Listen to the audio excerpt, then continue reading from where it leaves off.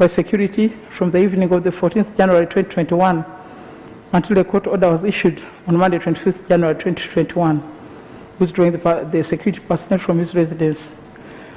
I would like to urge the administrative and security authorities to respect the rule of law and safeguard human rights. In the meantime, I direct the Committee on Human Rights to take stock of the human rights violations that marred the electoral process and report back to this House within 1 month. I'm also aware that owing to the election program, the time for consideration of the National Budget Framework Paper for 2021 to 2026 has been severely shortened, but we are guided by the time frame stipulated in the Section 9(8) of the Public Finance Management Act and Rule 144(3) of the Rules of Procedure that require the House to approve the National Budget Framework Paper by the first day of February in any given year. As such, I urge members to expeditiously consider the report of the Budget Committee on the National Budget Framework Paper in compliance with the requirements of the law and the Rules of Procedure. As you may be aware, the term of the 10th Parliament will end in May 2021. An examination of the status of business in the committees and the House reveals that at least 26 bills still pending in various committees and 3 bills are before the House. Among those that are ready, and I want to give notice to the sector ministers, the Succession Amendment Bill 2018, Administration of Estates, Small Estates, Special Provisions Amendment Bill 2019, the Administrator General's Amendment Bill 2019, Estates of Missing Persons Management Amendment Bill 2019, the Probate Sealing Amendment Bill 2019, the Succession Amendment Bill 2019, and the Uganda Red Cross Society Bill 2019. I therefore implore the chairpersons and members to expeditiously handle that which has not yet been concluded. Honourable members, I have received a letter from the Honourable Minister for Presidency, Honourable Sambayo, seeking the support of this House to assist in Uganda's hosting the 21st edition of the International Conference on AIDS and STIs in Africa, ICASA. This request is premised on the decision by the Society for AIDS in Africa to revoke the right of Uganda to host the ICASA conference due to the rights in November 2020 and the resultant dates. The rationale for your support joined the solidarity with other stakeholders in strengthening the national HIV response. On October 23rd, 2020, I received a petition from the National Union of Drivers, Cyclists and Allied Workers. On 18th November 2020, they wrote to me again, seeking our support for the resumption of operations of interstate business that ply cross-border routes in the East African region. They pledge to observe standard operating procedures issued by the Ministry of Health and request us to consider the plight of bus owners who have outstanding loan obligations, staff maintain who have lost their income over time. So I want to really ask the National COVID Task Force to take a review of all those areas that have not been released. It's possible that some areas may have been forgotten and people are suffering. So I want to ask the National Task Force, please move quickly on that review and facilitate a resumption of normalcy within the economy. As the tenure of the 10th Parliament draws near, I take cognizance of the need to expedite amendment of parts of our rules of procedure to improve the operations of the House. I therefore direct the Committee on Rules, Privileges and Discipline to expedite the compilation of those proposals for amendment and report back within 1 month. While we're on recess, I also want to inform the members of the House that His Excellency the President has returned the Landlord and Tenant Bill, and I just want to read the letter. It's just in 2 areas, one on the interpretation section, another one on clause 15.1. The letter reads, I have received the Landlord and Tenant Bill for my assent. I have, however, identified the following issues that Parliament need to consider. 1, in part of the bill, it provides for the interpretation of the meaning of business premises and residential premises. in view of changes in the working environment as a result of COVID-19, the interpretations therein should factor in the emerging trend of home offices and homestay tourism, as more business professionals and e-commerce enterprises switched homekeeping on account of COVID-19. The definition of residential premises should be expanded to accommodate the mixed use of houses for residential and office businesses that don't require physical interface with customers. Secondly, Clause 15.1 of the bill provides that tenants should not use rented premises or permit their use in a manner that causes a nuisance to any occupier of neighboring premises. This clause presumes that physical planning by local government will adhere to the separation of residential and commercial areas and rule the same in the issuing of trading licenses to avoid situations whereby one licensed commercial activity, such as a bar, ends up becoming a nuisance to another activity, such as a residential house, that is equally licensed by the same local government. In addition, not enforcing noise pollution bylaws and standards is currently a major nuisance and public health concern for the majority of the urban dwellers. I'm therefore returning the said bill to you for that purpose. The relevant committee should, the minister should arrange to lay the bill again so that those two clauses can be handled. Now, honour members, during the recess, we lost a number of people in the country, members of parliament, from the clergy, spiritual leaders, cultural leaders, and many senior citizens. I want to ask you to observe a moment of silence in their honor. But in the meantime, I'm giving notice to the House that on Tuesday, 2nd February 2021, at 10 a.m., we shall have a special sitting to tribute two foreign members, namely the Right Honourable Second Deputy Prime Minister and Minister without portfolio, Honourable Alhaji Ali Kirunda Kivejinja, and the Honourable Robina Sentongo, former district woman MP of Chotera. Thereafter, the House will resume its normal session at 2 p.m. in the afternoon. Thank you. Now, honour members, there were a few matters of national importance. However, the first one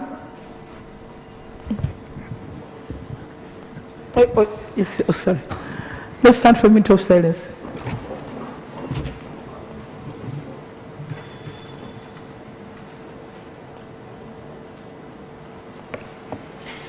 May their souls rest in eternal peace.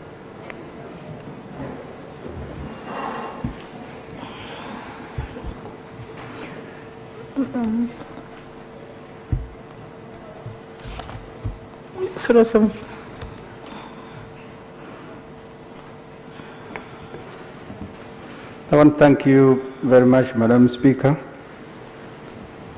and to join you in congratulating colleagues who have made it back to the next Parliament. I feel sorry for colleagues who, on account of different reasons, were unable to go through. Madam Speaker, in your communication, you've spoken about the violence and violations of rights, and given the Committee on Human Rights a month to investigate and report to Parliament. Madam Speaker, my concern, there are violations that may not wait for even a month. 3 days ago, military men came to Kireka Central Market, kidnapped one of the vendors. We've gone to every police station in the area. They don't know where this vendor is. But I've also seen media reports of these kidnappings taking place almost every now and then, using these vehicles that have been baptized drone. They simply pounce on an area, pick someone, and take them away. Madam Speaker, as you instructed the committee, I beg you, Madam Speaker, to instruct the Minister of Internal Affairs, first to help us identify where these people have been taken, but also to assure the country. Because I was watching one of the television stations in the evening, people are sleeping outside. Their relatives have been kidnapped, and they are also under the threat of being kidnapped. We are in very extreme conditions. You don't know what tell them. Police is become helpless. So, Madam Speaker, I beg you to instruct the Minister to come and tell us whether we should migrate to Congo or seek refuge elsewhere. Because if you can't sleep in your own house, in some cases they have been breaking into houses and dragging out either husbands or children. Madam Speaker, that is my prayer. Thank you very much. By any chance, do you have the name so that can help us, the name of the vendor, so it can help us trace him or her? Madam Speaker, I'm going to bring his photographs and the name in about 20 minutes. Okay.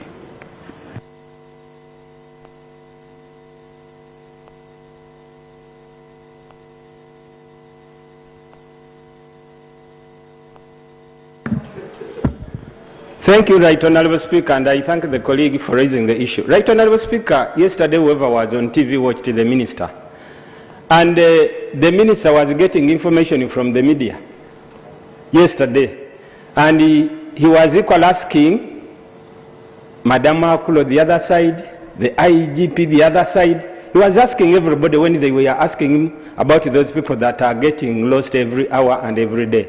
So, Madam Speaker, my addition is that as the Honourable colleague has asked the Minister to come, the Prime Minister is in here, Madam Speaker. Let the Prime Minister take interest in this, because it's a serious issue, a very serious one. So we wish the Prime Minister to pick interest and help the Ugandans. Otherwise, if we leave it to the Minister, yesterday the Minister seemed very, very ignorant about what is going on in this country. Thank you. Yes, Commissioner. Thank you so much, Right Honourable Speaker. Right Honourable Speaker, in the same vein, I saw in my constituency policemen wondering what was happening on polling day. That the DPC, the RDC, is not aware of some security operatives in the constituency. And they are telling him, you are not our commander. People are being arrested, taken away by some people in UPDF uniform, but the DPC is not in charge. So whereas we are talking about the Prime Minister taking interest, we also want the IGP to tell us whether he's in charge of security in this country, whether he's in charge of internal security in this country, or whether he has given it up and somebody else is in charge. Otherwise, you would see police in Buweju County helpless, and somebody else is saying, I am the commander in this operation. I don't know whether the Prime Minister wishes to say something about this issue.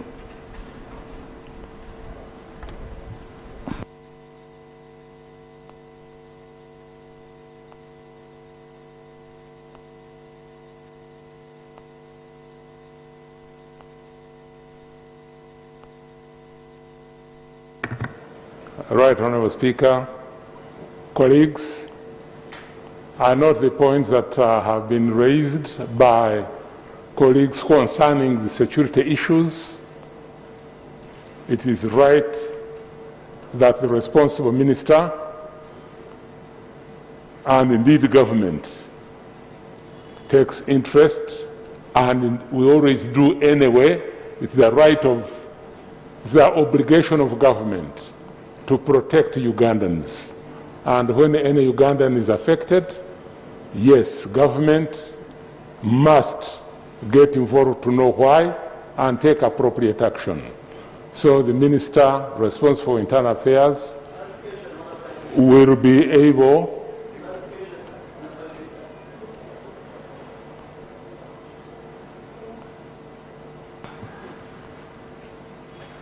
Thank you, Honourable Prime Minister and Honourable Speaker.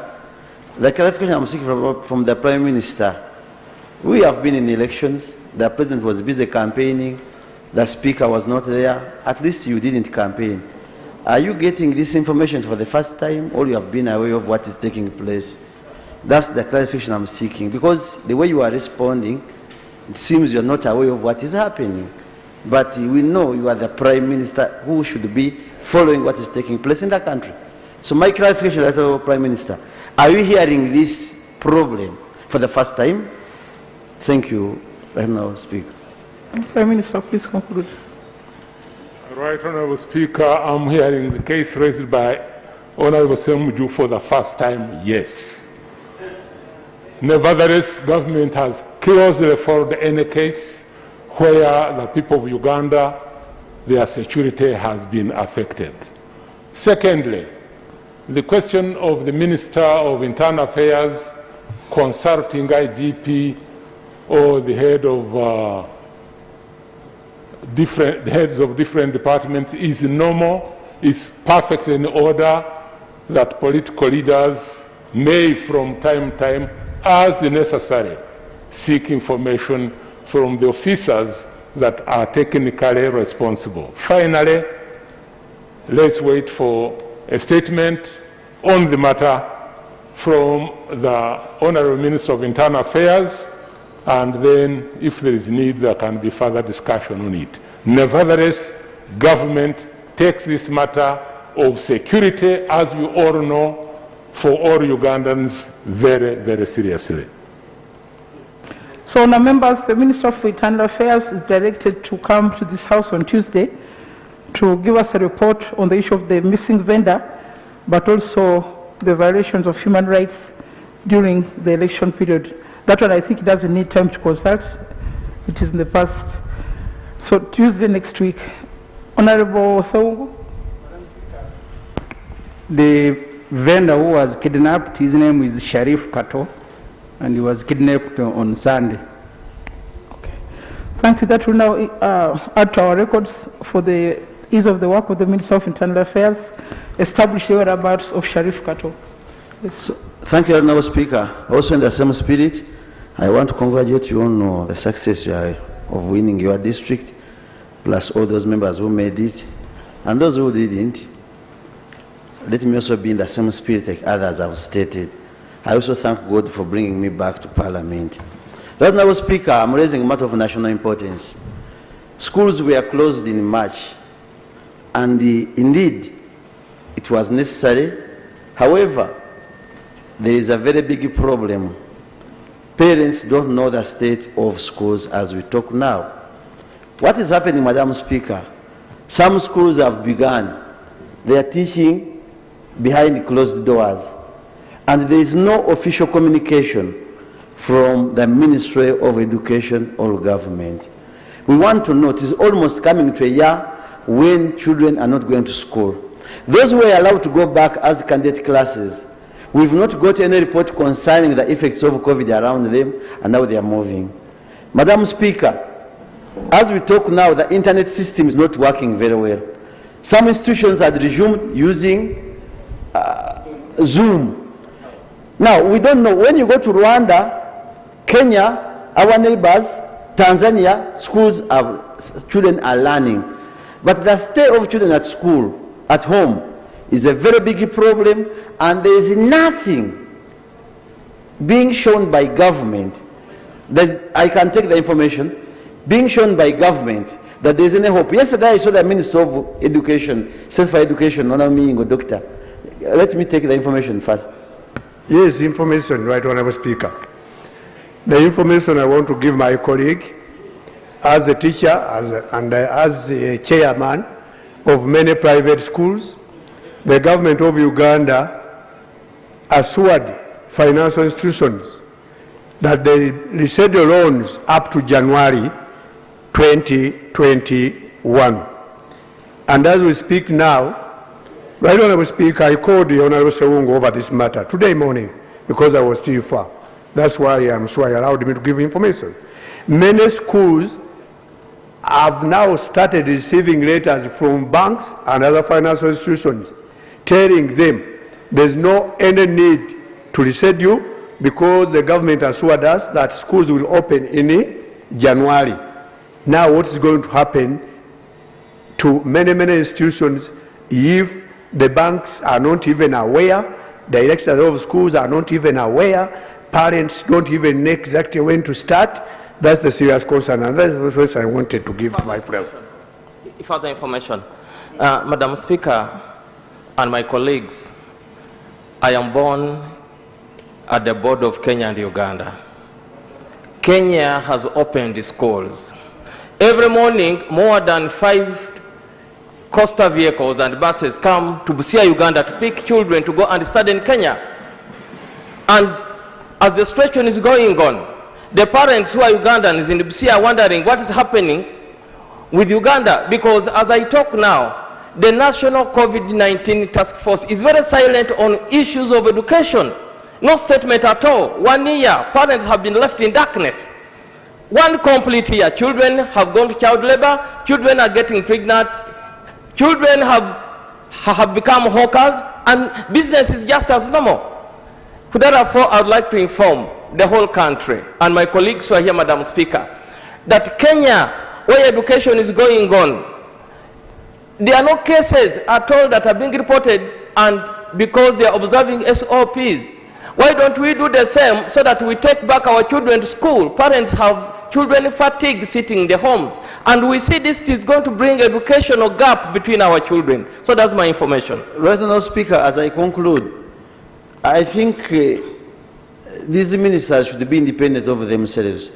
Makerere University, they have already given a circular to students that they are going to get orientation online, but Zoom is not functioning. When you go to MOOBs, parents have already paid for hostel fees and admission fees to start studying, but they cannot access institutions. Now, we cannot, some of us who are professionals, who know education, we cannot keep in this kind of situation, Right Honourable Speaker and the Prime Minister. Let us know the fate of our children, because we are killing children. And there is no indicator whatsoever in any district that there is anything taking place to prepare schools for reopening over the term since they were closed. So, can we ask the Minister for Education? Madam Speaker, here's a small information, and this is a very, very serious matter. For some of us, teachers are suffering. Thank you very much, Madam Speaker. Thank you very much, Honorable Song, for giving way. Madam Speaker, what is really annoying us is that many international schools are operating. International schools are operating. But when it comes to local schools, the government is quite silent. And there are few Ugandans who can afford international schools. My humble request, Madam Speaker, we know we are living in the era of COVID, but we must know how to live with COVID, because we don't know at what time COVID will really be part of history.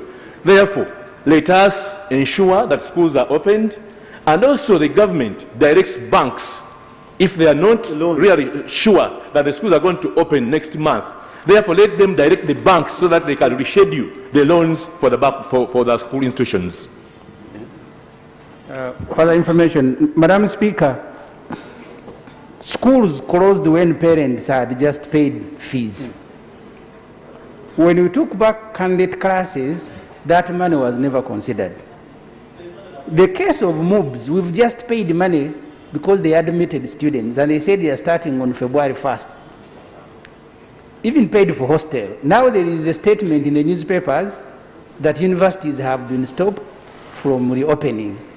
What will be the fate? Because each new student at MOOBs pays 2 million shilling, and then you go and pay for hostel. People have borrowed. We have already lost money we paid before the term was interrupted. Now more money is being paid. Can government tell us what's going to be the fate of people's money that they are paying now without guidance? So, Madam Speaker, as I conclude, let me read this message. And this is where my daughter is studying from, Primary 1. Dear KJA, Kampala Junior Academy parents, that's Kampala Junior School. E-classes for third term are starting this Monday, 1st of February 2021. Kindly register to join the program, and the numbers are given. Now, if you are telling Sewung, a professional teacher, that a child in the P1 is going to be attending classes on e-learning, and the third term, what kind of confusion are we facing? E-learning for P1 kids. That's why we fought the 320 billion of buying radios for children learning. This money would have been sent out to help prepare schools for first term by this time. Right Honourable Speaker, thank you for giving us this time, but we are in a dire state, and it seems government is quiet. Honorable Miyingo, when you watch him on TV, he's not himself talking about education, yet he's a professional. He's not himself. I don't know why.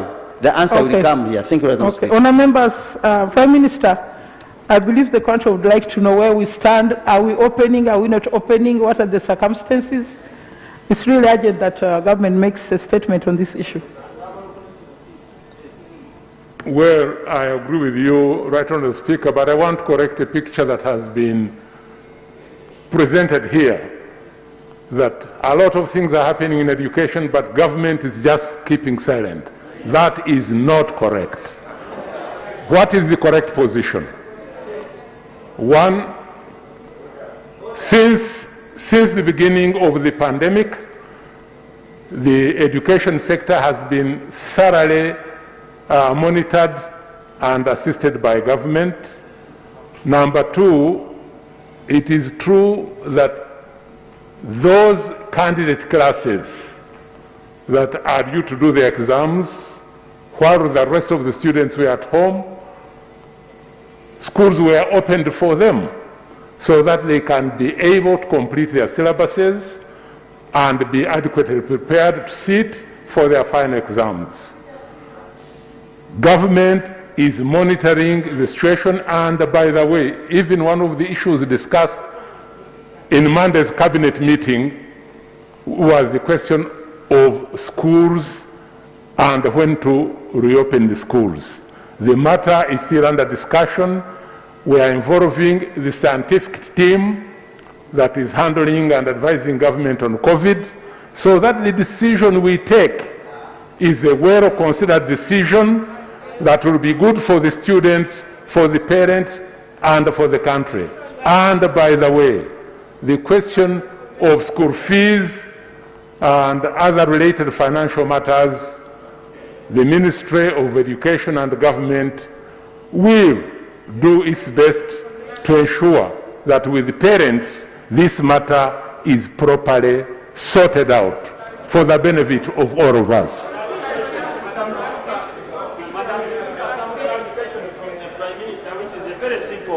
Madam Speaker, thank you, Right Honourable Speaker. Right Honourable Speaker, if this can help, I would want to propose that the Right Honourable Prime Minister comes back with a comprehensive statement, or a proper one.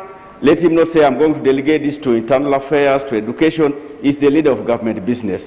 We have this weekend on Tuesday, the Right Honourable Prime Minister comes back here with a statement on the issues that have been raised on education.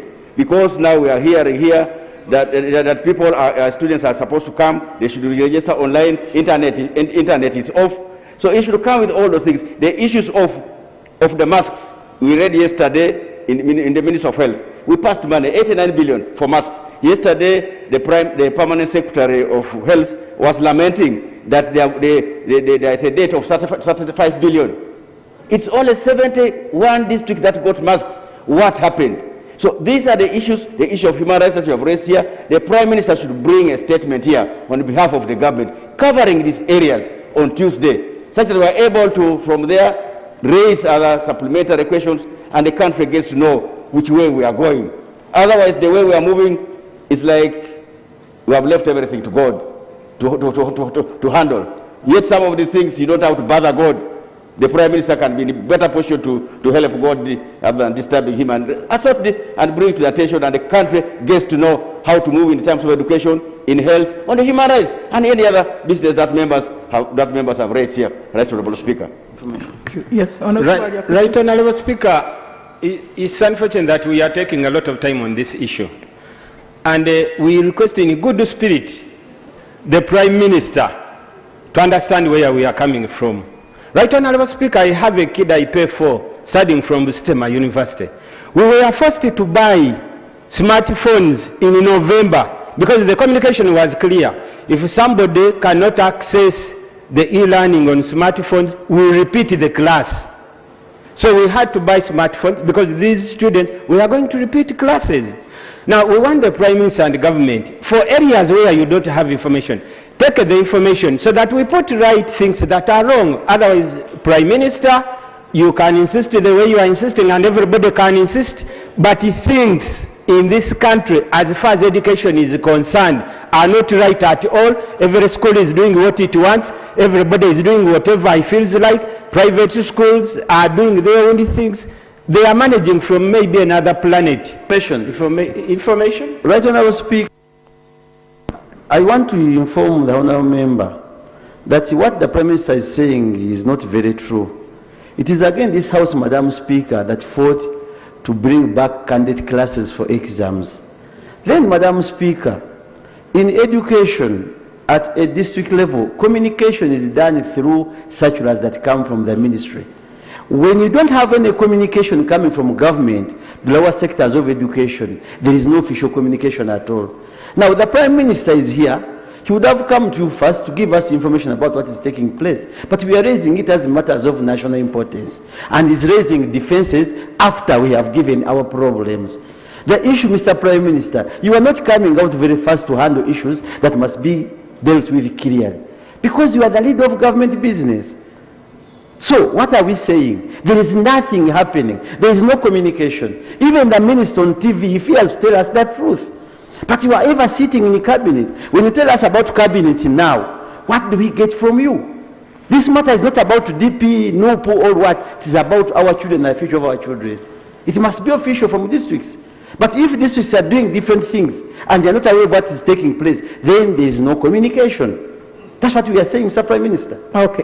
Honourable Pachito, and then we'll close with the Prime Minister.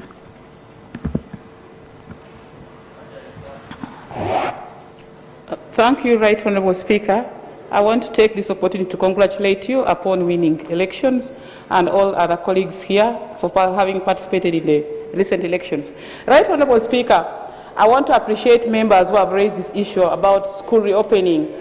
But I want to draw attention of the House to the fact that we didn't only go through COVID-19 in the last 1 year, but about half of the country was flooded.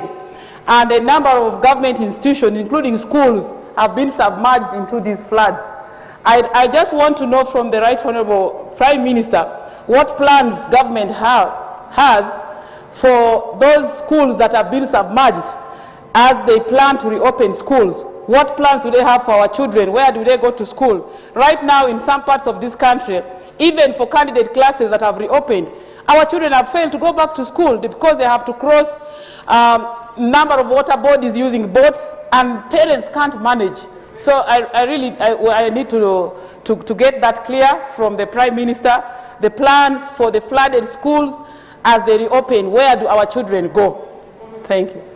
Yes, I can take it. Honourable members, I remember the Minister of Internal Affairs, sometime back, I think in October, came to the floor of this House and said it's going to address the issues of the areas which are flooded. But the report has never come. I think we need that report. This was another taking in October. Prime Minister, I think you can see another very important issue. I think should have an official government position such to guide the country. Next week, Wednesday? Okay, let's put on Tuesday. Okay, Honourable Kibalia, 2 minutes.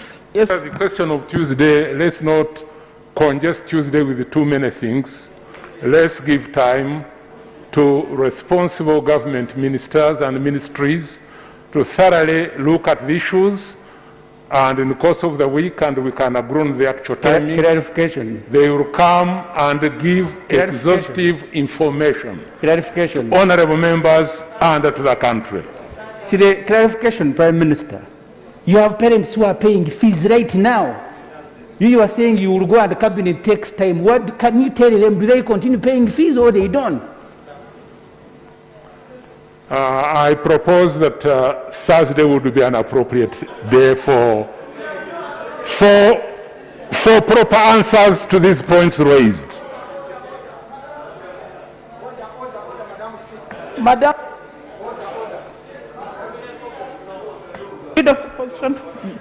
Madam Speaker, let me congratulate you and all the colleagues who went through in the election. But I would like to inform the Prime Minister that Thursday is already 4th February. Why can't we bring it to 2nd February to also help us? You must know that equality of a population of a country is judged by the education. And so let us prioritize it. You cannot say that Tuesday is congested. That means that you are not prioritizing education. Let us prioritize education.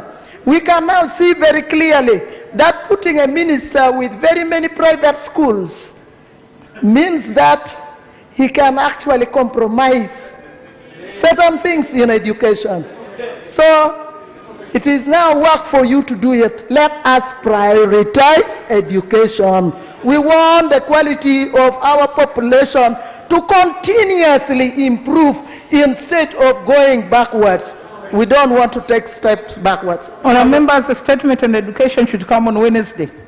Thank you. Honourable Kibalia, 2 minutes. Procedure, Madam Speaker. We're on the side. Madam Speaker, procedure. Thank you very much, Madam Speaker. On Wednesday, we have local council elections.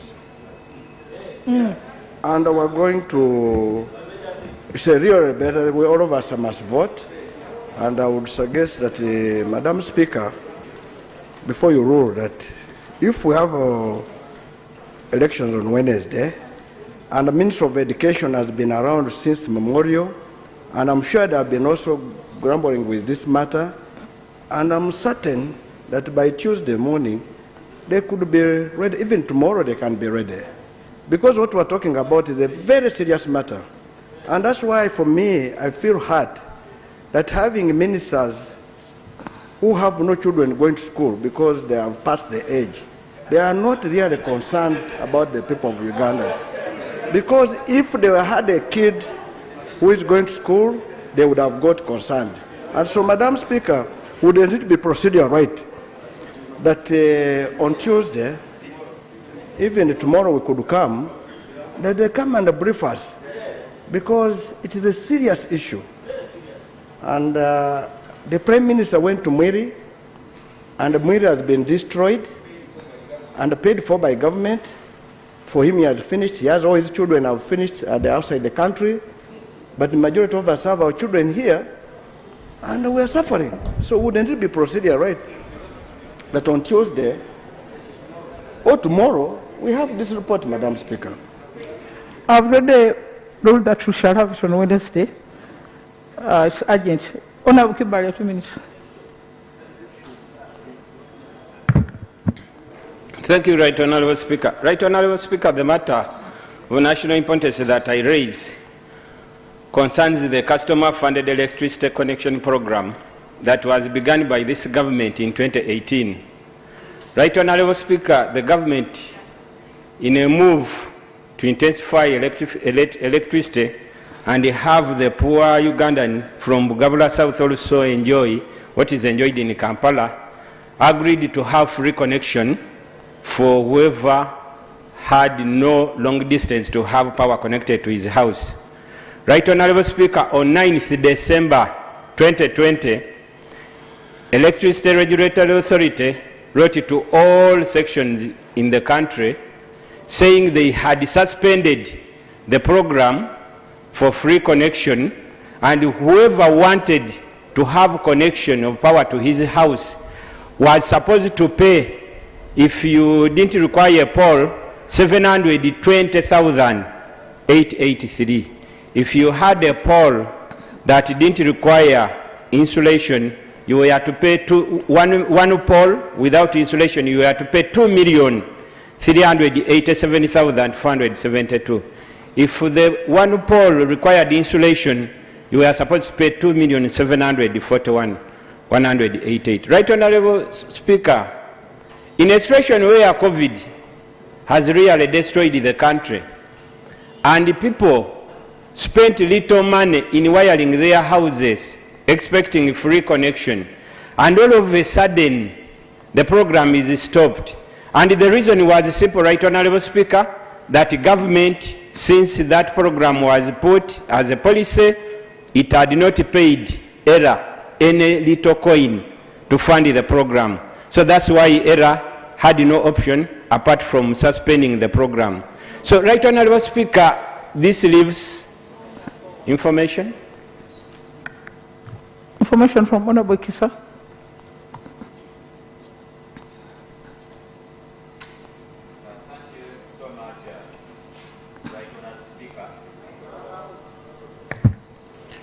Thank you so much, Right Honourable Speaker, and my colleague for giving way. The information I want to give you also concerns citizens who had paid for connection previously, and up to now, it is almost coming to a year, Umeme failed to give them power. And when they were making such a pronouncement, such citizens were not considered in as far as whether they will get electricity or they are going to pay again. So that is the dilemma Ugandans are in. Thank you so much. Thank you, colleague. Right on, I thank the colleague for the information. Right Honourable Speaker, in the same spirit, the letter that was written had the clause of those that had applied and wished to do the self-funded connection. And they said they follow in the same category. Whether you had applied or not, whether you had paid the 20,000 that was required before or not, even if you had applied 3 years ago, you were to pay the same amount of money like somebody who is applying now. That is what the letter says. So, Right Honourable Speaker, since the Prime Minister is here and the Cabinet, because I see most of the ministers are here, we need to get the position of government as far as this is concerned. Before Parliament closed, Right Honourable, before we went for recess, there was a motion that had requested government to really look into the situation of having Ugandans access free power and water, and it collapsed. So in this line, no, but there is. Thank you very much for giving way. Madam Speaker, this is all over the country. So many people have paid, but up to now, they are not connected. But maybe the reason as to why there is a delay in Umeme, we would like to know whether Umeme contract, because there was some kind of confusion in as far as Umeme contract is concerned. The government should come out and tell us what is the position of Umeme. Is Umeme still in control, or they got another service provider? Our prayer, Right Honourable Speaker, is government to come to the rescue of the consumers and live to the expectations of the policy of 2018, so that consumers and Ugandans can, in the little way, just the little spirit, just benefiting, having free power really. Does government feel this is too much to have Ugandans enjoy? That's our prayer, Right Honourable Speaker. Now, Honour Members, before we went for the elections, this matter had been raised and we're expecting the Minister for Energy to come and give us an answer. It is more urgent now because there seems to be no clear position on the way forward on free power connection. So the Minister of Energy should come and update the House on this situation Thursday next week. Honourable Mbwa.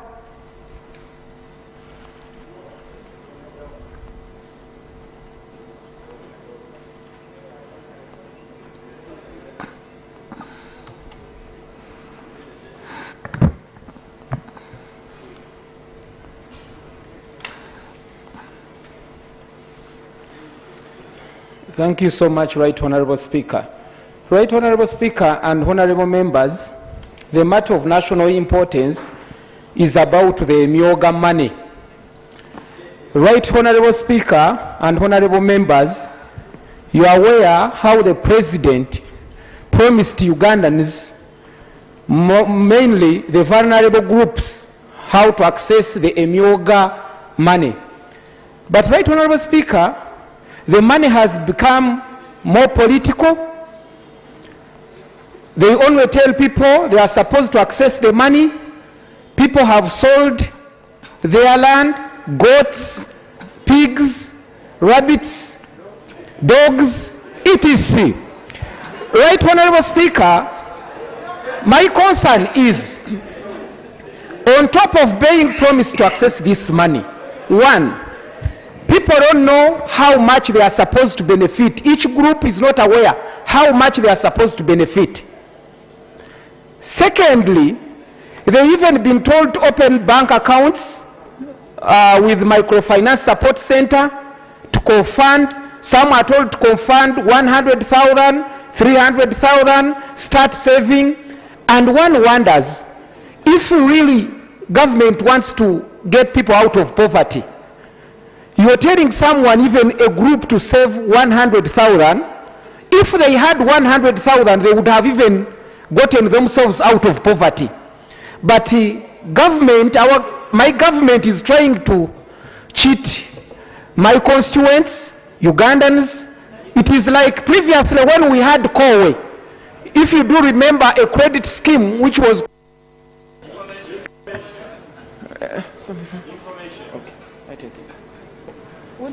Thank you, colleague, for giving. Right, Honorable Speaker, what is very interesting in this Myoga scenario, they say it's at constituency level. I'm the chairman of the constituency called the Bugabula South constituency, but I don't know even a single group that is supposed to benefit. I've not been briefed of anything, any step, anything that is going on, but you hear Myoga in the office of the RDC, in the office of the Minister of Microfinance. The Minister of Microfinance will also direct his things from Chotera and govern things in Kamuli. It's a very funny scenario, but the president will be on the TV.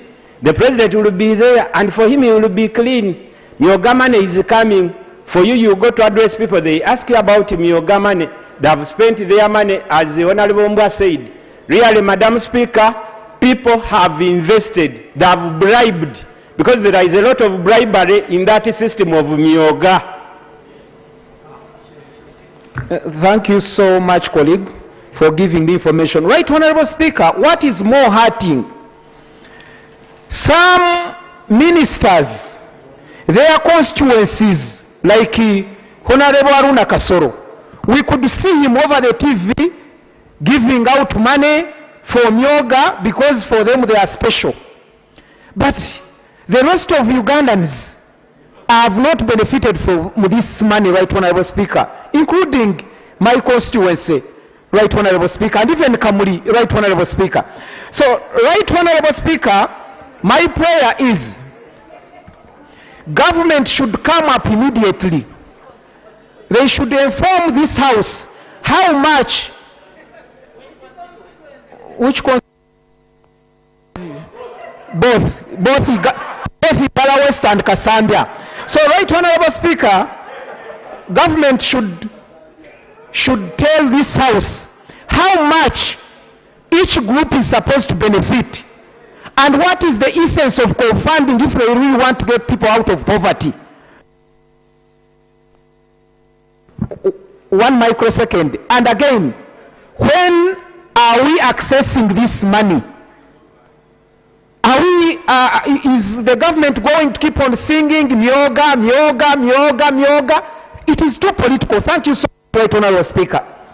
Okay, Right Honorable Prime Minister, during the campaign period, I was asked many questions about the Myoga, so I invited the Minister for Microfinance to come to Kamuli to address our people, but I see a complication in the bureaucracy because you can only access through an apex organization at the top of the constituency. So a peasant in this sub-county must do another peasant, another one, and they form a body. I found it really too bureaucratic. I don't know whether I can review it, but for me it was very unsatisfactory that I must form a constituency association before I can get money. Maybe you may want to look at it, but the Minister for Microfinance should come and update the House on this issue. He should come and update this House on Thursday next week. Onosebagala, 2 minutes.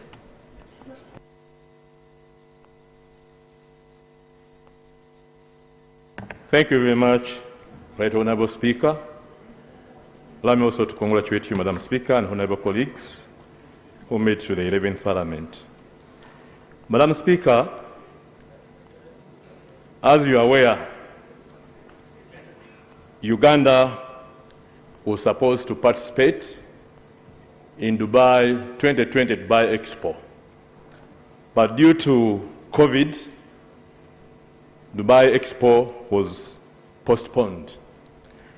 But my greatest concern, Madam Speaker, is that we are given one of the prime areas in Dubai simply because of our good relationship with the Minister of Foreign Affairs, Madam Remy, and we are given a very good area for our stall as Uganda. And many countries displayed and also decorated their stalls. Madam Speaker, the information we are getting right now, is that Uganda's stall is the only stall which is not decorated, and they are thinking about degrading us to areas that are far from the prime area that was given to us as Ugandans so that we can market our products from agriculture to other products, Madam Speaker. And we are just lucky that COVID came in and then they postponed. Otherwise, Madam Speaker, we are a country that is involved in agriculture. And we were supposed to use this chance to export and also to display our potential in that World Dubai Expo. Speaker, from the Prime Minister, their preparedness and readiness, and whether the other so that was given to us is not going to be taken away because of our reluctance to decorate and also ensure that we are ready. Honourable members, the last time we discussed this issue, the House had resolved that the government should facilitate the funding for the establishment of this office. I think we have not had an update on that, whether our government eventually got money, but Prime Minister, maybe you could tell us where we stand with the Dubai Expo.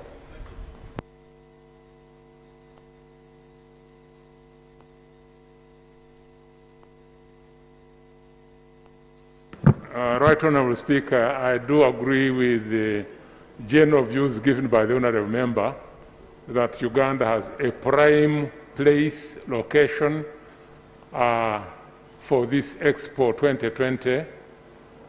I know that government is fully committed to fulfilling its obligations to ensure that this prime place is properly developed and decorated.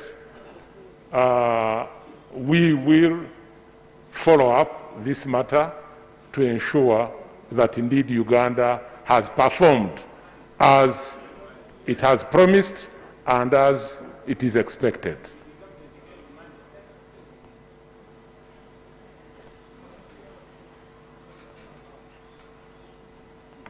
Madam Speaker, this is how we lose out of the offers given. You remember the Prime Minister of India, the offers that he extended to Uganda. Up to now, we don't know where we are because of that reluctance the Prime Minister is showing. Because if we are saying that the prime area that was given to us, they are contemplating about degrading us, going to Nakasongola or very far from the main areas. I'm just giving an example. So the Ministry of Foreign Affairs was just demanding 1.6 billion to take it up. And now the finance was saying, no, it is Export Promotion Board that must take up. So there is a confusion, Madam Speaker, about what's going on in as far as Dubai Expo is concerned. Honourable members, as I indicated earlier, we had resolved that the government should find money for this facility. Can we get a report from the Ministry of Foreign Affairs, whether they got the money or did not?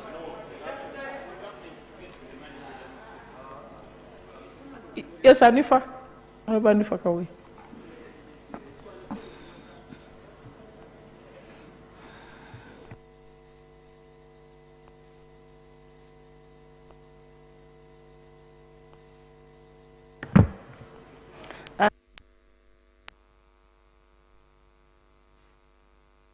Voice congratulate you and the rest of the colleagues who made it, and I thank those who didn't make it, that there is always a second or third chance.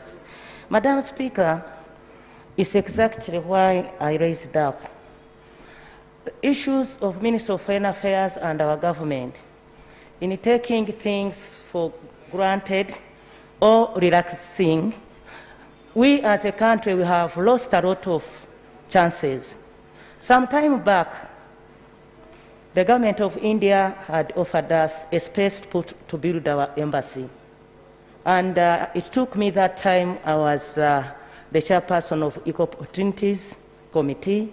I put in a lot of effort through your office, and we lost that prime land. Same thing happened in Denmark, same thing happened in France, and now what the honorable member raised is the Expo. What we wanted to hear from the government, Right Honorable Prime Minister, with respect, is the same assurance. When we come to this House, we pass resolutions, we request the government humbly, and we say, please, can the government find the money so that we don't lose out on these prime offers? But when you said that you will follow up on the matter, Expo, which is 2020, now we are 2020.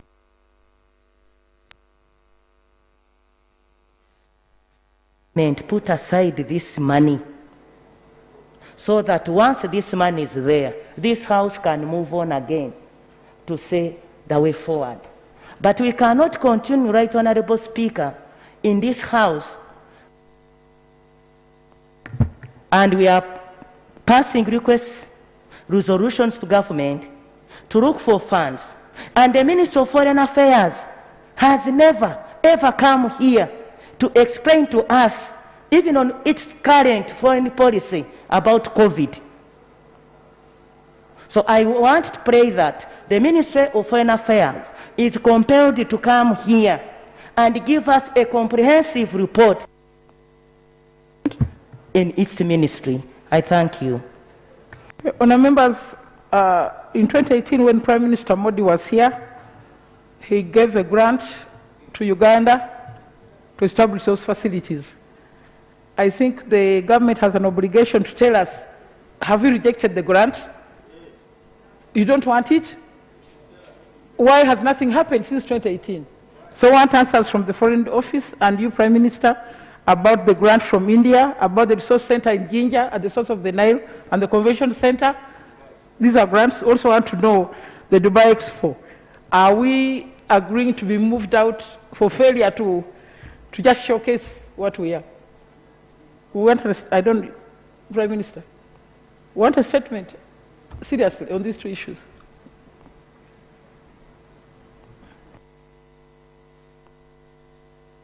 Honourable Speaker, the views of colleagues are well taken, and it's true there should be communication from government on the issue of these grants, progress on Expo 2020, and that information is going to be given by the relevant government ministries.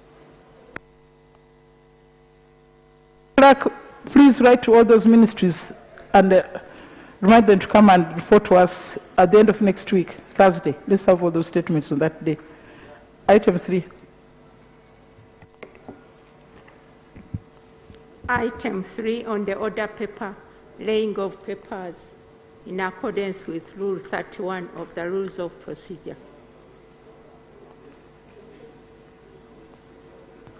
Commissioner Mujuke.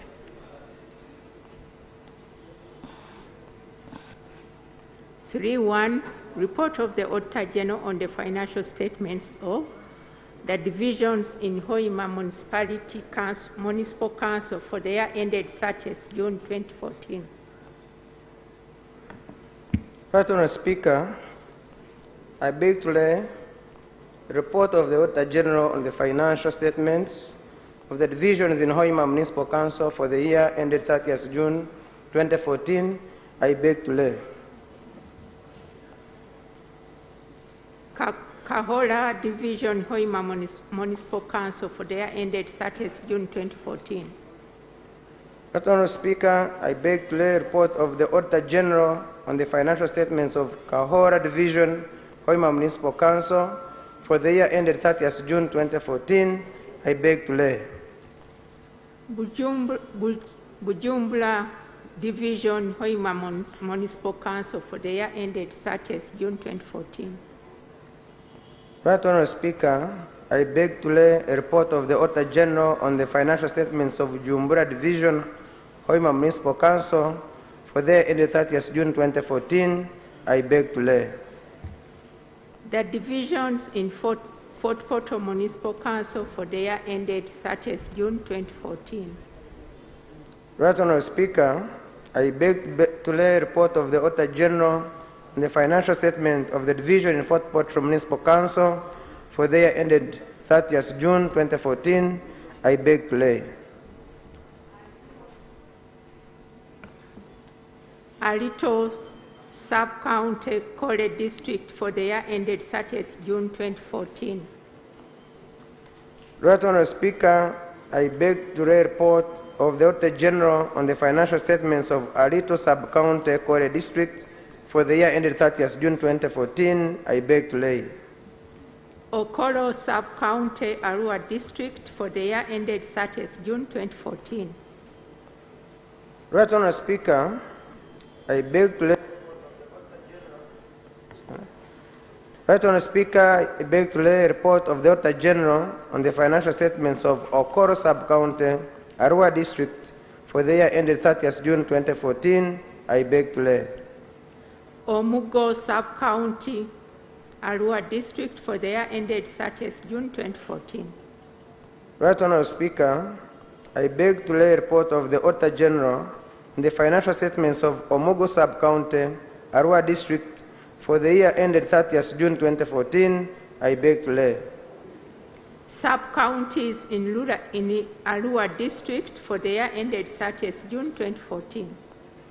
Right Honourable Speaker, I beg to lay a report of the Auditor General on the financial statements of sub-counties in Arua District for the year ended 30th June 2014. I beg to lay.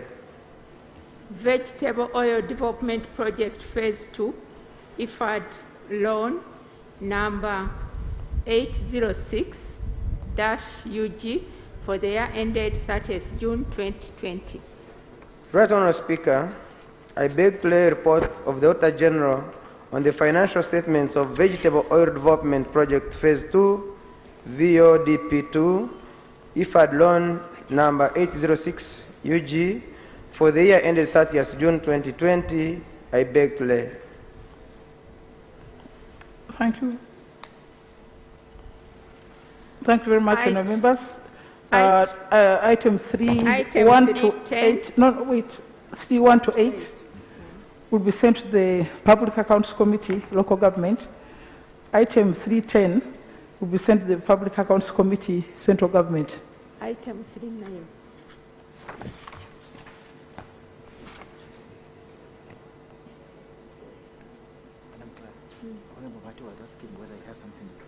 Yeah, he does.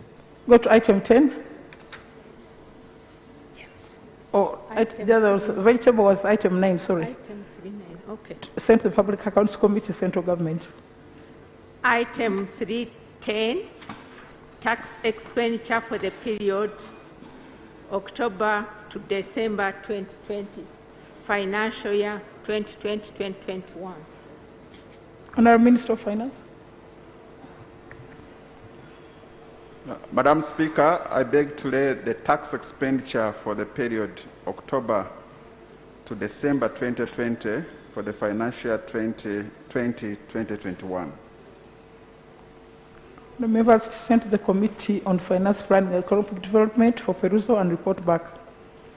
3(11), Annual Report of the Petroleum Fund for financial year 2019-2020. The members, it is also, yes, Minister, please send. Madam Speaker and honorable colleagues, I beg to lay the annual report of the Petroleum Fund for the financial year 2019-2020. The members, a report is sent to the Committee on Finance, Planning and Economic Development for perusal and report back.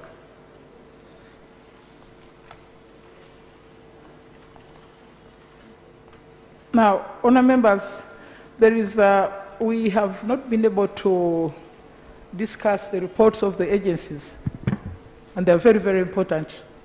So maybe as the Rules Committee is reviewing the rules for the 11th Parliament, they could handle the issue of the agency reports. They are very, very important, but we have not actually had time, except for the Committee on Local Government.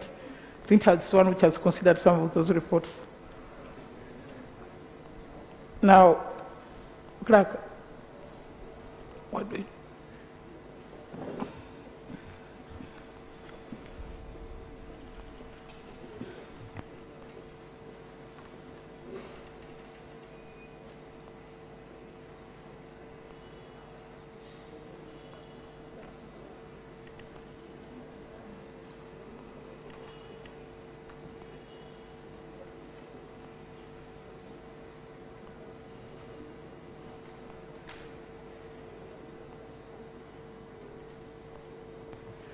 Honourable members, today we are expected to handle the report of the Budget Committee on the National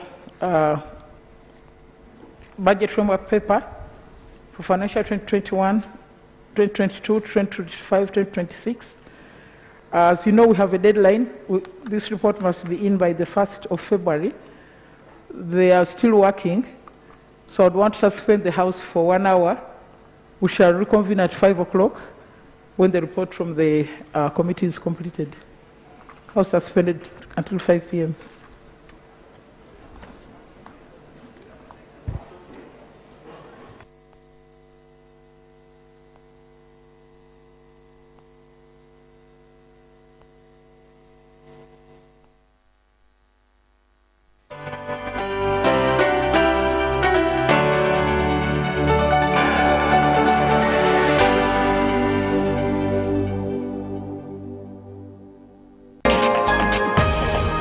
Up next on UBC, brought to you by Keep the lights on. Use Airtel Money to pay for all your Yaka bills conveniently. Open the My Airtel app to buy Yaka units. Airtel Money. Simple, secure, borderless.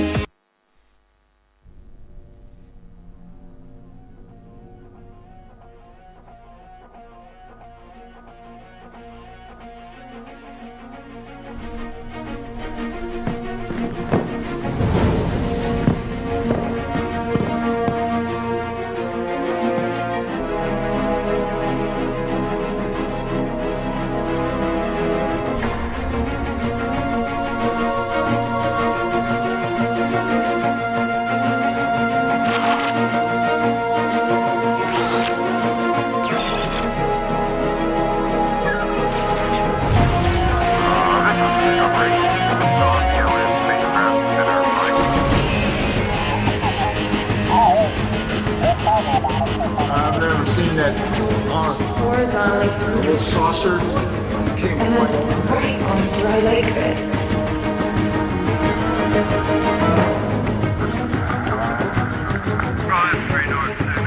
What's your status? Base. Are you getting that on radar?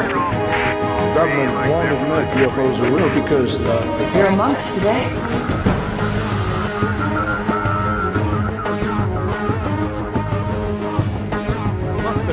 Roswell, Belfries, Area 51, Phoenix. UFOs are visiting our planet. UFOs are real and they know it. Something happened. I know what I saw, and it was not a... Of course UFOs exist.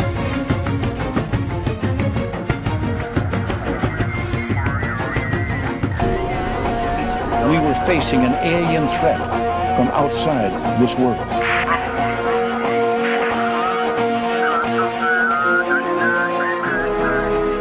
If the United States Air Force did recover alien bodies, UFOs are as real as you and me. Unless the military proves me wrong, what I saw was an alien spacecraft.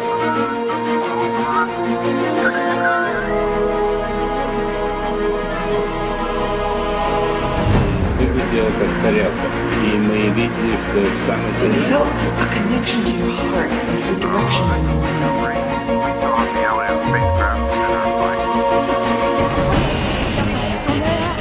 El gobierno está mintiendo, mi hermano, mira.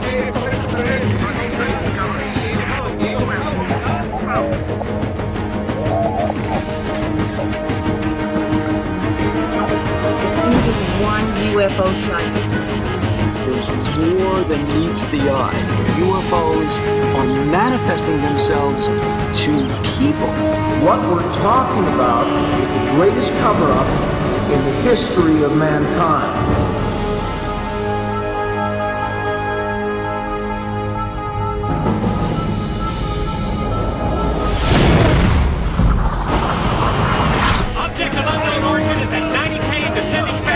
Visual track now. Zero match with anything on our database. It's the Newbury.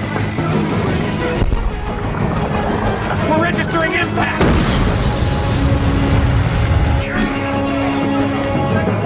Get me Henry Burke. Now. Hey, you think this is it? This is the real deal, right? You'll learn.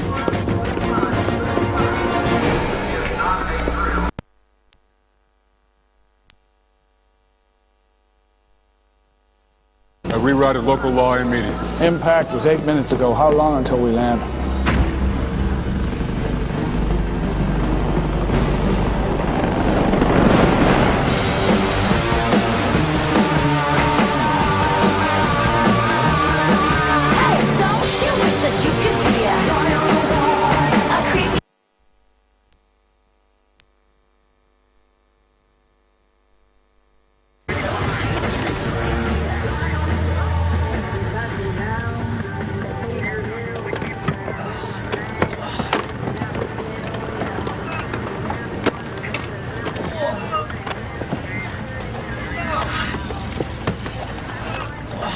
Imperial droid, drive your Geonesian starfighters to planet Hollywood.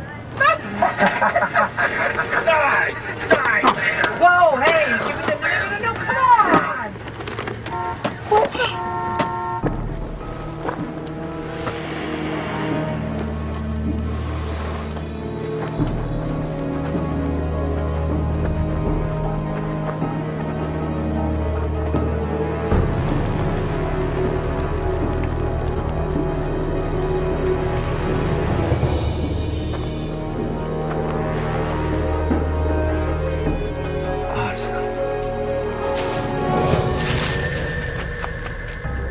Extend the perimeter. No one gets in, nothing gets out.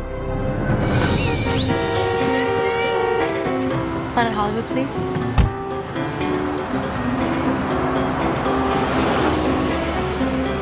You've got everything here. This place is truly like being on another planet. With all this to see every night, you must never get bored.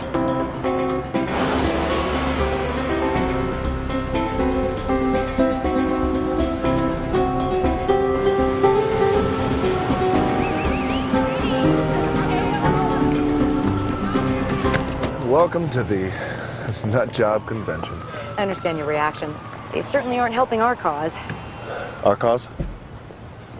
Educating the public on the legitimate possibility of life on other planets. As a matter of fact, I'm giving a lecture on astrophysical anomaly detection at the Nut Job Convention. Feel free to stop by. Closed-minded skeptics are always welcome. Keep the change. Thanks.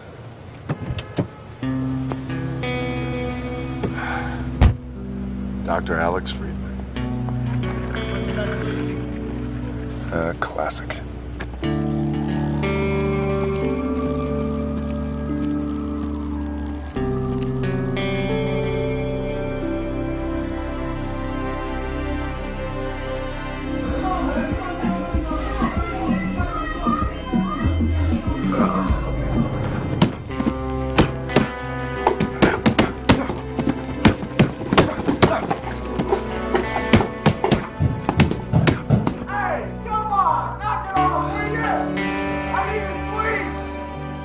Yeah, me too.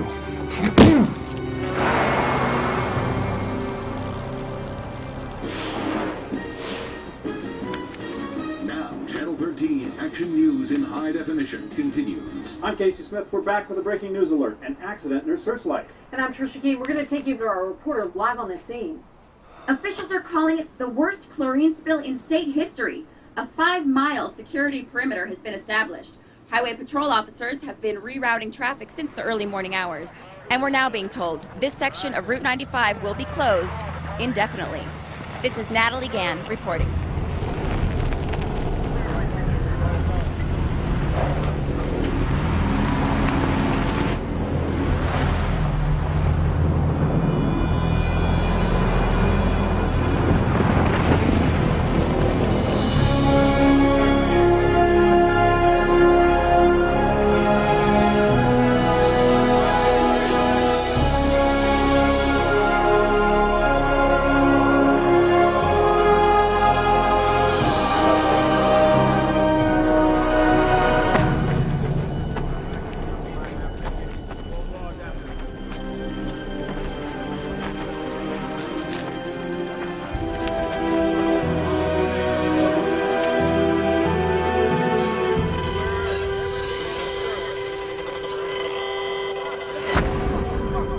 The cast we pulled out of the trench indicated distinct pattern alternating between the depth of the impressions here and here, suggesting not one but two separate EBEs. They were moving fast, bipedal, possibly humanoid in form. Review every data-gathering entity within a 50-mile radius starting upon impact. Look out for any anomalies.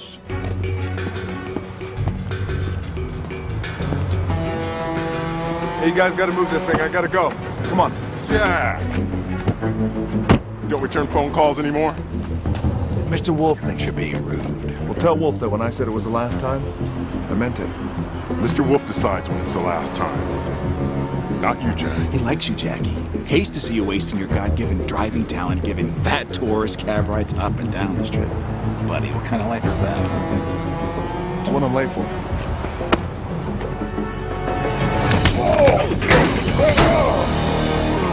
Got a death wish? I drive a cab in Vegas.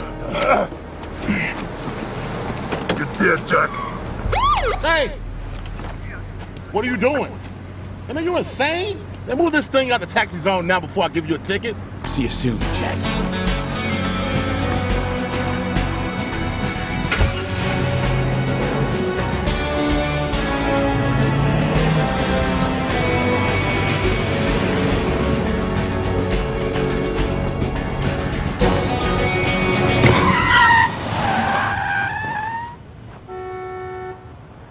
Where'd you come from?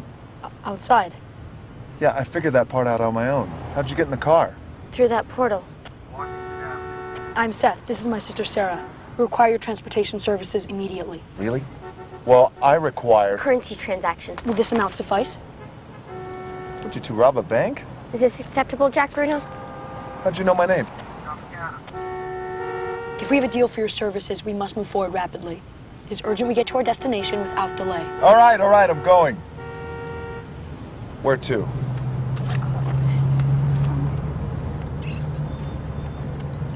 I need an address. We must travel in that direction. Well, I'm gonna need something a little bit more specific than just that direction. We must locate latitude 40.54, cross-intersecting longitude. We're just gonna stick with that direction. We tracked the two sets of EB footprints on and off for 7.3 miles, finally losing them in a rest stop off the highway. 4 hours, 19 minutes post-impact, there was a highway patrol incident report filed at, the exact same rest stop. A car trunk was burglarized, no signs of forced entry. Give me something better than that, Mr. Pope. Stolen clothing belonging to a couple of teenagers. All right, we're in the game, people. Let's roll with this. Now, 2 kids don't walk down the highway alone at night. We got a senior citizens bus, landing roughly at the same time, same rest stop. 39 people exit. Fast forward to the passengers re-entering the vehicle. Fast forwarding. Stop. Rewind. Freeze. There. Looks like the bus picked up some extra baggage. Route schedule indicates next stop, Sin City. I want total access to every single surveillance camera Vegas has turned on. Check office buildings, warehouses, restaurants, department stores. Look in sewer systems if you have to. ATMs, Freeman Street and Main to be exact. 12:45 p.m. Bank records indicate they withdrew the entire contents of the machine, $15,000. And also, they never used a card. They never even touched the machine, not once. These EBEs possess some extraordinary skills. Bingo. Here's the cab company security camera. Keep your eyes on the back door of the cab. Right there. Synchronous satellite feed. Get me a license plate. Ground transport now. And no matter what they appear to look like, gentlemen, they're not children. They're not even human.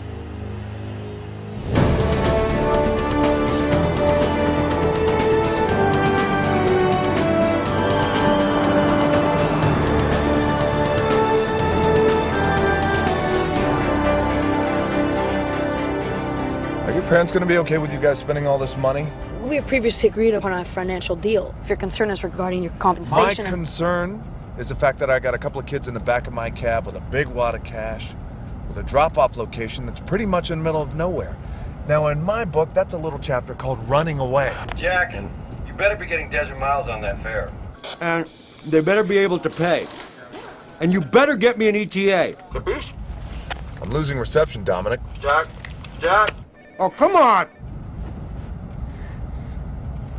Jack Bruno, the vehicles behind us are indicating a pattern of pursuit. There's no vehicles following. At your current rate of speed versus theirs, they will overtake our vehicle in less than 1 mile. Relax, kid. I'm just gonna let them pass.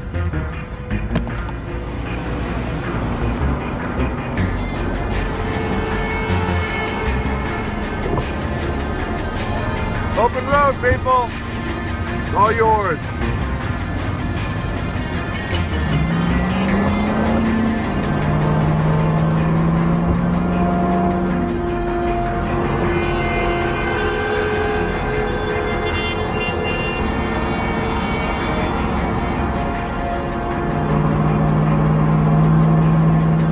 What did I tell you? Nobody's following us.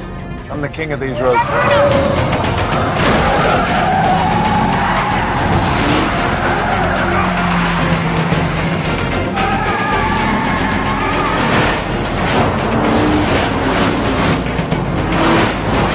Said it was out, and I meant it. Who is Mr. Wolf, Jack Bruno? How do you know that? Get down now!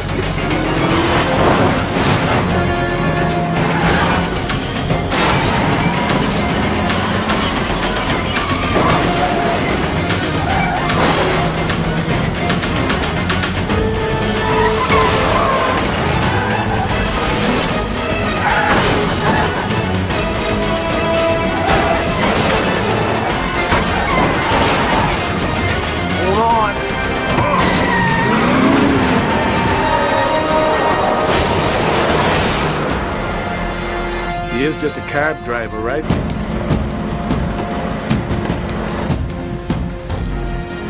Jack Bruno, it would appear we have not eluded them. I'm so over this. Stay down! Stay down! Seth, no. It's not a good idea. I have to try. It's too dangerous.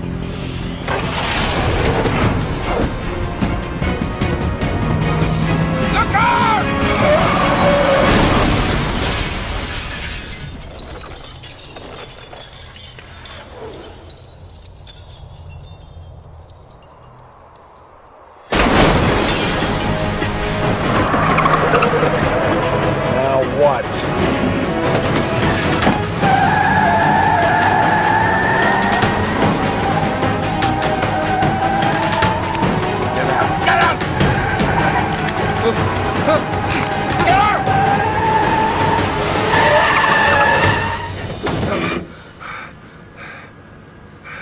You two okay? We are... We should just keep moving. You guys stay here. What, you didn't get the message? I told Frank and Marty I was out. You tell Wolf from me that he's gonna pay for my repairs. You are in way over your head here. Oh!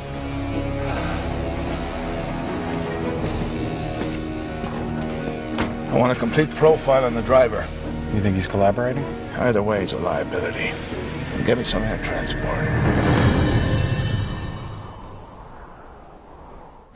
How you two holding up back there? We're fine. I'm sorry I dragged you two into all this. There's no need for you to apologize, Jack Bruno. You're not always the one to blame. But the urgency of our trip has not decreased. Look, don't worry, I'll get you to where you need to go. You've earned it.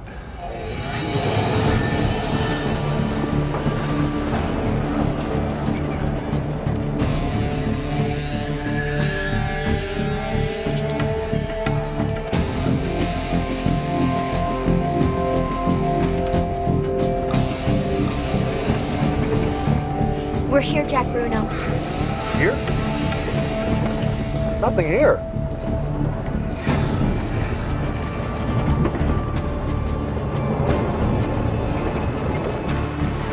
Somebody expecting you two, right? Doesn't look like anyone's home. Don't worry, Jack Bruno. We'll soon be reunited with relatives. Okay, $720.50. But after everything that went down today, how about I knock off 25%? Yeah. I also...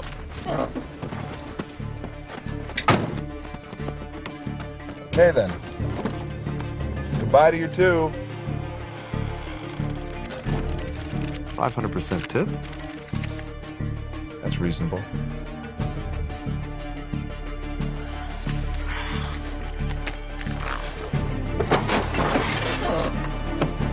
Hey! You guys overpaid! By a lot!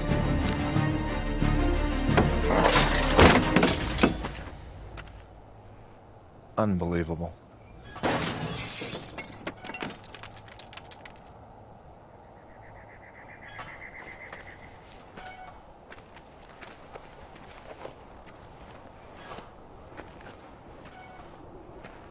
Everything okay in there?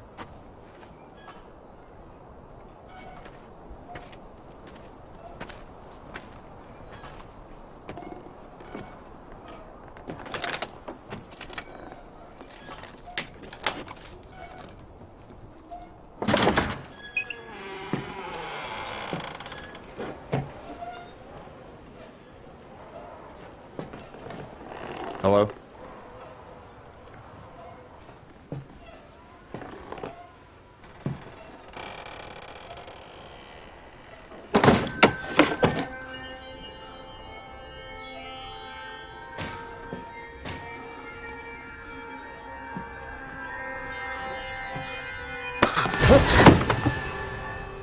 What just happened? What?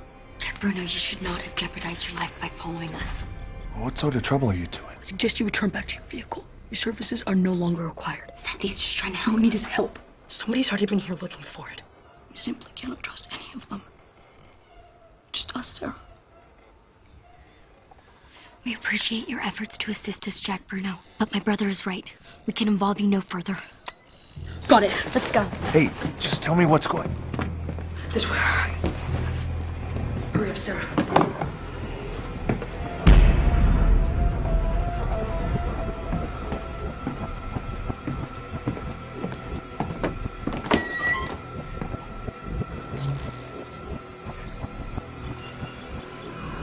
What is that?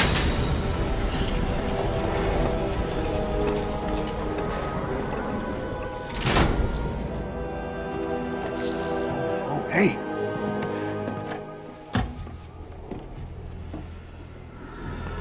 Don't go in the pimped out fridge, Jack. Hey.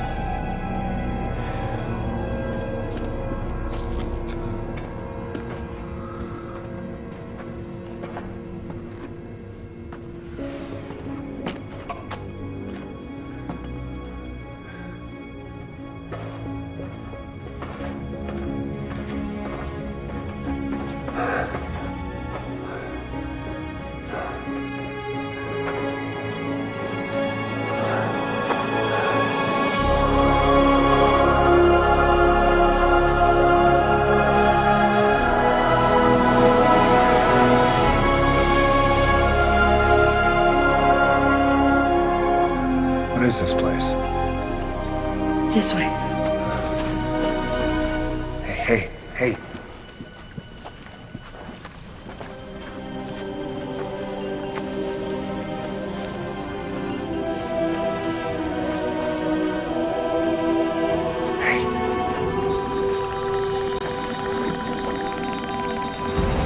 Sarah, it's here!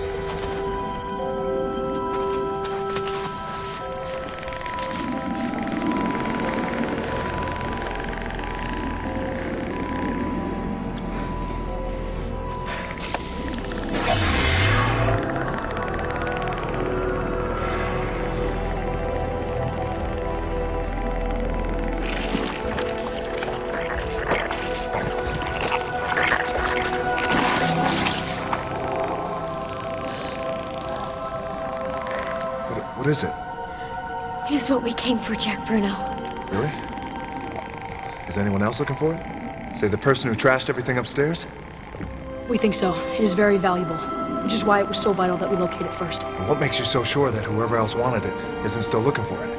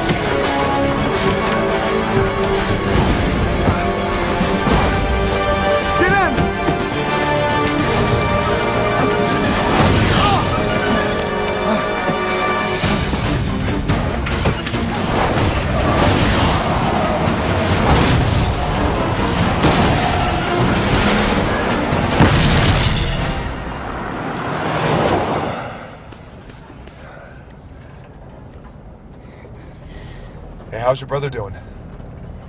His system has the ability. I will be fine. It is important we gain much distance from this location. No, I'm happy you're feeling better. because you're gonna need your strength when you try to explain to me just what happened back there.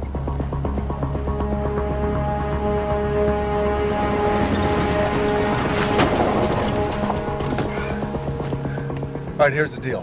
The cab doesn't move until your mouths do. So start talking. The information you are seeking is not within your grasp of understanding. We are dealing with issues outside the realm of your world. Hey, I'm a cab driver, okay? I have had plenty of worldly experience. Sarah, we have to go!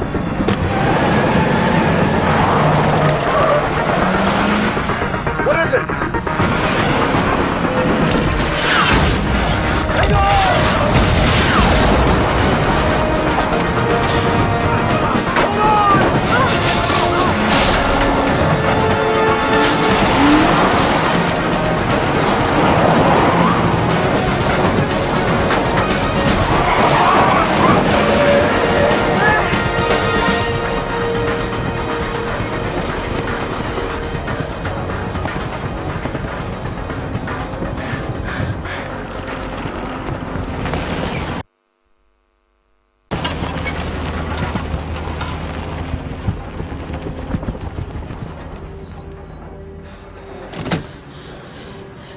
We can't let him destroy it, Sarah. Who is he? And this time I need real answers. It's a siphon. A what? He's an assassin trained to pursue his target until his mission is completed. And his mission is? Us.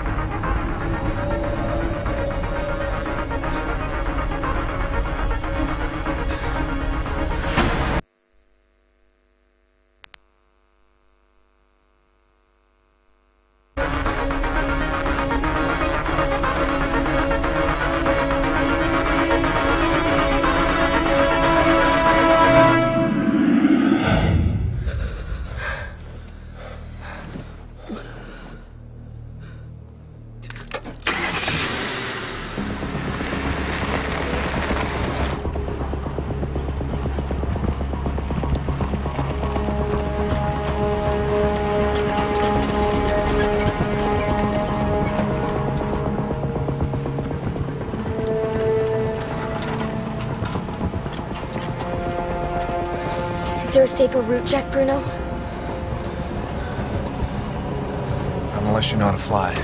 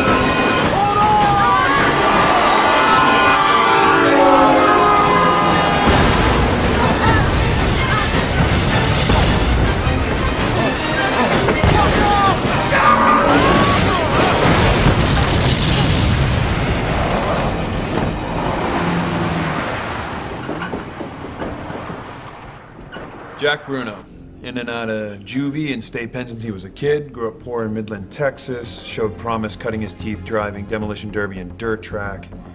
Ironically, at age 16, his parents died in a car wreck. At 17, he ran away from his foster home, and he headed to Las Vegas in the hopes of going from stock car to NASCAR. Instead, he found work as a wheelman for Andrew Wolf, the Vegas crime boss. His last bust was 2 years ago, Grand Theft Auto. He got out, went legit, and he's been driving a cab ever since. Just spoke to Jack Bruno's boss at Yellow Cab. Bruno took a fare a significant distance out of the city. Dispatcher claims he's been unable to make radio contact for several hours. Does the cab have a tracking device? LoJack. Until it stopped transmitting 28 minutes ago. For some crazy reason, the last location was on train tracks. No. We cannot trust him. I know we can. We must. Couple of kids, big wad of cash. What could go wrong?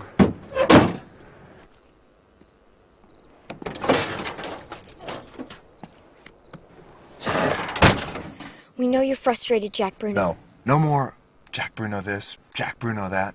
I've been asking for answers. You already know the answers, Jack Bruno. My brother and I are indeed not from your planet. So that's it? Mystery solved! You two want me to believe that you're both aliens? It is the truth. Really? Well, you don't look like aliens. Well, what does an alien look like, Jack Bruno? Do you know what aliens look like? They look like little green people with antennas and laser guns that take me to your leader, Earthlings. Ooh. He requires some sort of proof. He thinks we're insulting his intelligence. You think? You just can't drop the "we're aliens" bomb just like that on somebody. No, I know I've seen some pretty weird things today, but you can't expect me to believe that...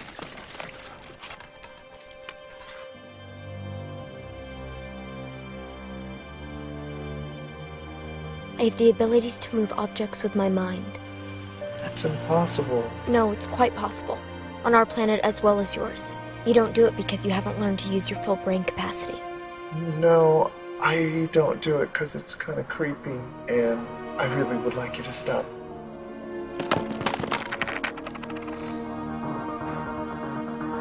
Jack Bruno!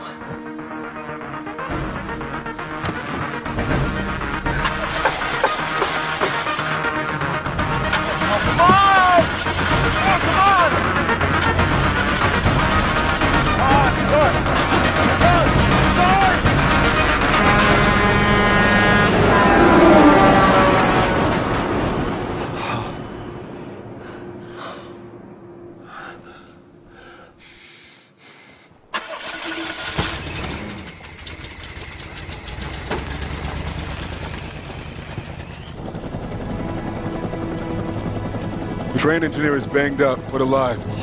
Last thing he saw in the tunnel was our taxi and a set of flying lights. He figured it must have been a small plane. Small plane?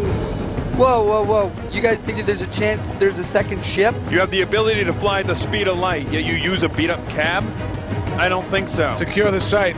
Catalog every piece of debris. I want to know what's train, what's cab, and what's left.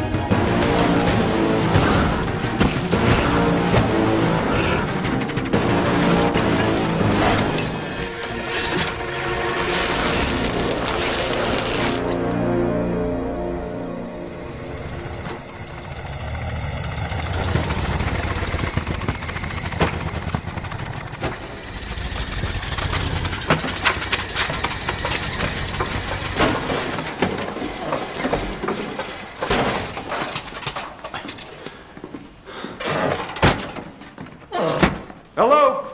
Anyone here? We're closed. Oh, there you are. Yeah, I know you're closed, but we've experienced a little bit of car trouble, so I was We're hoping still to maybe closed. You should experience your car trouble when we're open. Well, I'll work on that next time. But this time, I really need Jack you to make Bruno. sure that... The only thing that will convince Eddie Cortez to reopen for business will be a significant amount of money. Hey, wait a minute. Do I know you? No, absolutely not. You don't know them from anywhere. I'll pay you double your rate. Why not triple? Done. Huh?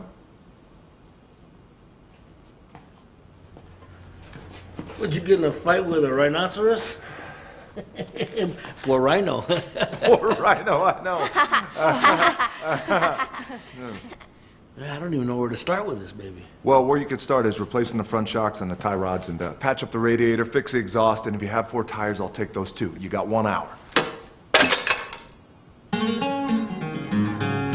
Under smoking ashes, out in the debris, baby's crying hungry, there ain't nothing here to keep on our toes. And we ain't turning over. What? Out here on the byway,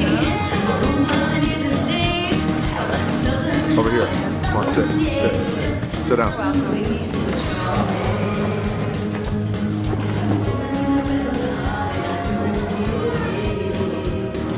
I hope you do not act upon your thought of making a fast break out of the back door of Ray's, escaping Stony Creek. Never to look back at us again. How do you know that? My sister also has the gift of telepathy. She can read the minds of those nearest to her. Really? Well, you tell your sister that here on Earth, reading minds, very rude. Don't do that. Guys, welcome to Rains. My name is Tina, and I'm going to be your server. Wow. Look at the two of you. What do you mean, look at the two of them? They look like just two regular, innocent, all-American kids. Look like they just rolled around in a pig pen right before dinner, that's all. Evening, Tina. Sheriff Anthony, your table's waiting for you. I'm going to send you a round of Frito pies, huh? Sounds good. Thanks. Now, why don't the two of you come with me, and we'll get you all cleaned up, huh? We'll be back.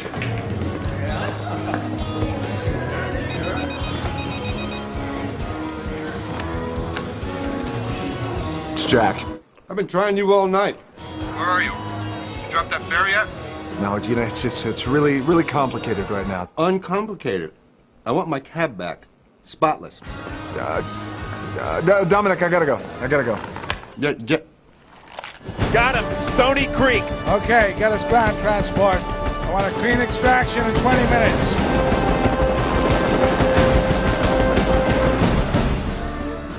You know, I think it would be... Best for everyone if Seth and I found another ride?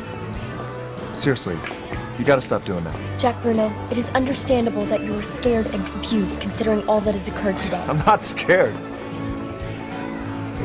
Just a little confused. But the bottom line is, you guys need someone from NASA or the Air Force, not me.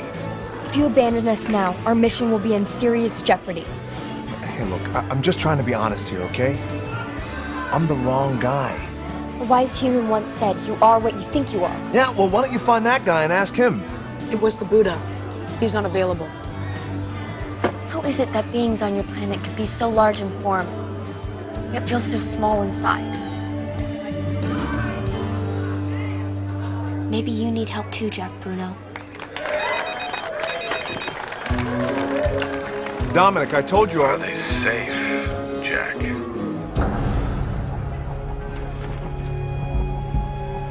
Who is this? My name is Henry Burke. I work within the Department of Defense. I handle their more sensitive cases. What do you mean, sensitive? I suspect we both know the answer to that question. Look, they're just kids. They don't want any trouble, and neither do I. Good. Then we're on the same page. Trouble is the last thing.